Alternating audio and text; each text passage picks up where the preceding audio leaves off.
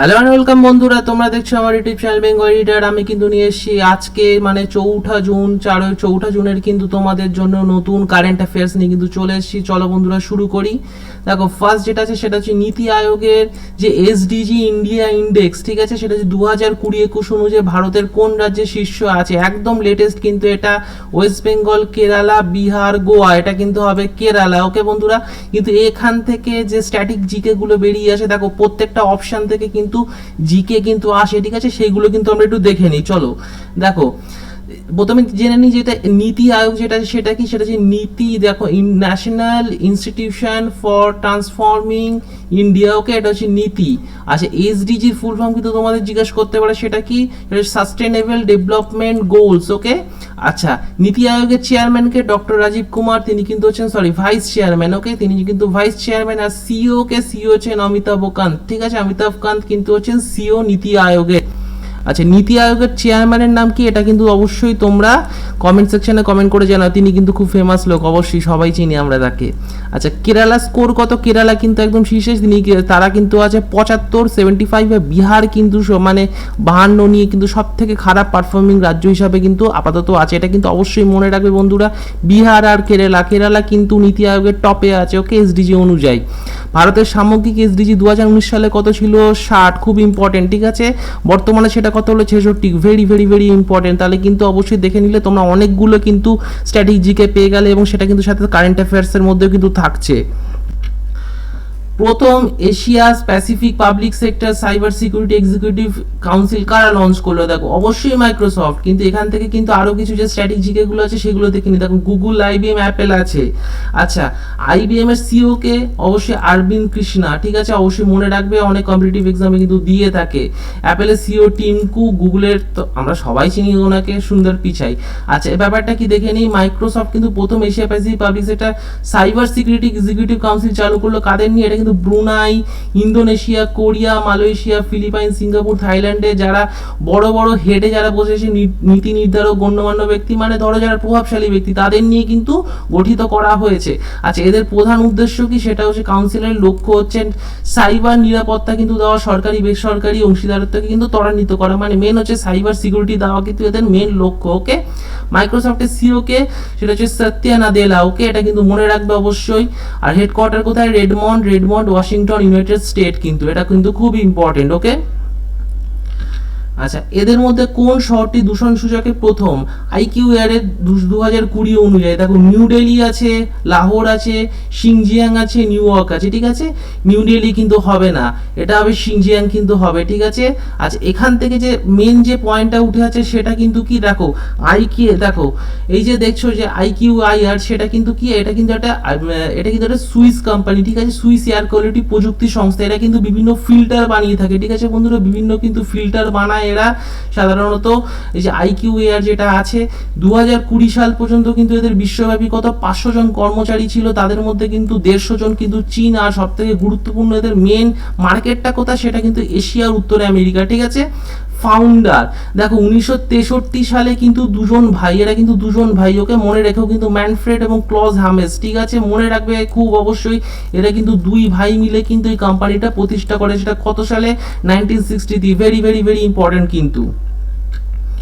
আচ্ছা, শাহদুত বাঁধ নির্মাণের জন্য ভারত কোন দেশের সাথে চুক্তি সই করেছে? সেটা কিন্তু হচ্ছে দেখো তাজিকিস্তান, পাকিস্তান, আফগানিস্তান, চায়না। পাকিস্তান তো হবেই না, স্বাভাবিক ব্যাপার। তাজিকিস্তানও না, সেটা কিন্তু হবে আফগানিস্তান। ওকে, আফগানিস্তানের সাথে কিন্তু চুক্তি সই করেছে। আচ্ছা, এখান থেকে কি দিতে পারে? দেখো আফগানিস্তানের রাজধানী কি, অবশ্যই এটা তোমাকে জিজ্ঞেস করবে না। তবে একটা কথা বলি, অবশ্যই কিন্তু আফগানিস্তানের মুদ্রা কি, সেটা কিন্তু তোমরা অবশ্যই কমেন্ট সেকশনে লিখে কিন্তু জানাও। ওকে, আচ্ছা, আরেকটা কথা বলি, ভারতের সাথে কিন্তু এর আগেও কিন্তু আরো একটা কিন্তু বাদ তৈরি করেছিল, এটা কিন্তু অবশ্যই তোমরা কমেন্ট সেকশনে লিখে কিন্তু জানাতে পারো, কিন্তু তাও আমি বলে দিচ্ছি, সেটার নাম হচ্ছে সালমা। ওকে, সালমা কিন্তু একটা বাদ ছিল, সালমা, এটা কিন্তু একবার একটা এক্সামে দিয়েছিল। ওকে, সালমা। আচ্ছা, ফাদার অফ ইন্ডিয়ান ফিল্মস কাকে বলা হয়? দাদা সাহেব ফালকে। কিন্তু এখান থেকে যে মেন জিকে আছে সেটাই কিন্তু বার করব, ঠিক আছে? সেগুলো কিন্তু একটু ভালো করে দেখে নাও। সেটা হচ্ছে দেখো 2019 সালে কিন্তু রজনীকান্ত এই পুরস্কারটা পান, দাদা সাহেব ফালকে পেয়েছিলেন। 2018 সালে কে পেয়েছিলেন? অমিতাভ বচ্চন। 2017 সালে কে পেয়েছিলেন? বিনোদ খান্না। আচ্ছা, দাদা সাহেব ফালকে পুরস্কার কবে থেকে চালু হয়? সেটা হচ্ছে 1969 মনে রেখেও কিন্তু। প্রথম দাদা সাহেব ফালকে পুরস্কার কে পেয়েছিল? দেবিকা রানী চৌধুরী, ঠিক আছে? এটা কিন্তু ভালো করে মনে রেখো, দেবিকা রানী চৌধুরী কিন্তু ফার্স্ট দাদা সাহেব ফালকে পুরস্কার কিন্তু পান। আচ্ছা, পুরস্কারের মূল্য কত এটা তোমরা কমেন্ট সেকশনে কিন্তু অবশ্যই লিখে অ্যান্সারটা জানাও। আচ্ছা, সম্প্রতি কাকে হোয়াটসঅ্যাপ ভারতের পক্ষ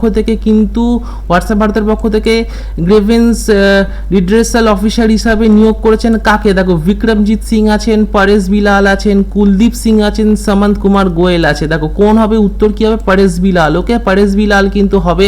আচ্ছা, এখান থেকে যে মেন যে কিওয়ার্ড যেগুলো উঠে আসে সেগুলো কি? দেখো ডিজিটাল মিডিয়া কন্টেন্ট রেগুলেটরি অথরিটির কিন্তু চেয়ারম্যান কিন্তু হচ্ছে বিক্রমজিৎ সেন, যেটা তোমরা কিন্তু অপশানে দেখলে। এই যে বিক্রমজিৎ সেন যিনি আছেন তিনি কিন্তু এখানকার কিন্তু চেয়ারম্যান, ঠিক আছে? Digital media content regulatory authority, খুব ভালো করে কিন্তু মনে রাখো। আচ্ছা, সামন্ত কুমার গোয়েল যেটা অপশানে ছিল তিনি কিন্তু কি করছেন? তিনি কিন্তু বর্তমানে রয়ের হেড, ভেরি ভেরি ইম্পর্টেন্ট, বর্তমানে কিন্তু তিনি এক্সটেনশনও কিন্তু পেয়েছেন, রয়ের হেডকে সামন্ত কুমার গোয়েল। আর কুলদীপ সিং অপশানে ছিল, তিনি কিন্তু সিআরপিএফ এর ডাইরেক্টর জেনারেল, ভালো করে মনে রাখে। বর্তমানে কিন্তু তিনি এনআই এর সাথেও কিন্তু যুক্ত আছেন। তাহলে সিআরপিএফ এর ডাইরেক্টর জেনারেলকে কুলদীপ সিং, রয়ের হেডকে সামন্ত কুমার গোয়েল, তিনি কিন্তু বর্তমানে এক্সটেনশন পেয়েছেন। আচ্ছা, international narcotic control board, international narcotic control বোর্ডের প্রেসিডেন্ট হিসেবে কে নিযুক্ত হলেন? দেখো জোস জে কাত্তুর, জগজিৎ পাভাদিয়া, আচ্ছা গুঞ্জন শাহ, অরুণ কুমার সিং। এটা কিন্তু হবে জগজিৎ পাভাদিয়া, ঠিক আছে? অবশ্যই কিন্তু জগজিৎ পাভাদিয়া হবে। আচ্ছা, এই যে স্ট্র্যাটেজিকে সেটা কি? দেখো জগজিৎ পাভাদিয়া কি করেছেন? তিনি কিন্তু নার্কোটিক্স কন্ট্রোল অফ ইন্ডিয়া যে নার্কোটিক্স কন্ট্রোল বোর্ড ছিল তার কিন্তু কমিশনার হিসাবে কিন্তু ছিল 6 বছর, 2006 থেকে 2012 কিন্তু ছিলেন, 6 বছরের জন্য কিন্তু ছিলেন। ওকে, আচ্ছা গুঞ্জন শাহ যেটা তোমরা অপশানে দেখলে একটু আগে, গুঞ্জন শাহ ইনি কিন্তু বর্তমানে বাটা কোম্পানির সিও। ওকে, মনে রাখবে কিন্তু বাটা কোম্পানির সিও। আর শ্রী জোস জি কাত্তুর তিনি কি বর্তমানে executive director of RBI, very very very very কিন্তু ইম্পর্টেন্ট। ওকে, এটা কিন্তু মনে রাখবে, জোস জি কাত্তুর কিন্তু এক্সিকিউটিভ ডাইরেক্টর অফ আরবিআই। আচ্ছা, কোন প্রতিষ্ঠান অম্বিট্যাক যন্ত্রটা নিশ্চয়ই জানো, খুব কিন্তু ফেমাস। এটা কোন প্রতিষ্ঠান? সেটা কিন্তু আইআইটি রূপার কোথায় বন্ধুরা? সেটা কিন্তু পাঞ্জাবে। ওকে, এটা কিন্তু মনে রাখবে, আইআইটি রূপার থেকে কিন্তু এটা তৈরি করা হয়েছে। এটা সম্পর্কে যে জিকেগুলো আসতে পারে সেটা একটু জেনে নিই। দেখো বন্ধুরা, এই যন্ত্রটা কিন্তু ভারতবর্ষের প্রথম IoT device, first IoT device যদি তোমাকে জিজ্ঞেস করে তাহলে তুমি কি বলো? সেটা হচ্ছে অম্বিট্যাক, ঠিক আছে? যে এটার কাজ কি? এটা কিন্তু রিয়েল টাইম টেম্পারেচার মাপতে পারে। আর বৈশিষ্ট্য কি? মেন বৈশিষ্ট্য হচ্ছে মানে তাৎক্ষণিকভাবে কিন্তু -40 থেকে 80 ডিগ্রিতে কিন্তু মেপে ফেলতে পারে। ওকে, আর এটা কিন্তু যে কোনো টাইম জোনে 90 দিন পর্যন্ত কিন্তু সিঙ্গেল চার্জেও কিন্তু কাজ করতে পারে। আচ্ছা, এটা খরচ কত হয়েছে? খুব ইম্পর্টেন্ট কিন্তু এটা আসতে পারে, ভেরি ভেরি ইম্পর্টেন্ট। সেটা কিন্তু 400 টাকা। ওকে, 400 টাকা কিন্তু খরচ হয়েছে। আচ্ছা, এটা এখন বর্তমানে কারা পাচ্ছে? যারা বর্তমানে ধরো কোভিড-19 ভ্যাকসিন মানে কি বলবো পরিবহনের সাথে যুক্ত সেই সব কোম্পানিগুলো কিন্তু বর্তমানে এই যন্ত্রটা কিন্তু পাচ্ছে। ওকে, আচ্ছা, এমিলিয়া রোমাগনা মেন্স ওপেন টেনিস, এটা কে জিতেছে? আবার বলছি, এটা কিন্তু ফর্মুলা 1 না, এটা কিন্তু এমিলিয়া রোমাগনা। তোমরা অবশ্যই ভাবতে পারো তো এটা কিন্তু men's open tennis, very very very important কিন্তু এইবারের একটা জিকে। নোভাক জোকোভিচ, Sebastian Korda, Rafael Nadal, Dominic Thiem. কি হবে এটা কিন্তু হবে সেবাস্টিয়ান কোর্দা, ঠিক আছে? সেবাস্টিয়ান কোর্দা কিন্তু জিতেছেন। আচ্ছা, এটা যে স্ট্যাটিক জিকে আছে সেটা একটু দেখে নিই। দেখো এই টুর্নামেন্টটা কিন্তু মেয়েদের বিভাগেও ছিল, সেটা কে জিতেছে? কোকো গফ। ভালো করে মনে রাখবে, কোকো গফ। তিনি কোথাকার ছিলেন? আমেরিকা। সেবাস্টিয়ান কোর্দা তিনিও কিন্তু আমেরিকার প্লেয়ার ছিলেন, ঠিক আছে? Sebastian Korda. আচ্ছা, ডোমিনিক থিম, এখান থেকে যে জিকেগুলো আছে, ডোমিনিক থিম কি জিতেছেন? তিনি কিন্তু জিতেছেন ইউএস, ঠিক আছে? ইউএস ওপেনটা কিন্তু এবছর জিতেছেন। নাদাল কিন্তু জিতেছিলেন 2020 ফ্রেঞ্চ ওপেন। আর জোকোভিচ কি জিতেছিলেন? ইটালিয়ান ওপেন আর অস্ট্রেলিয়ান ওপেন, ঠিক আছে?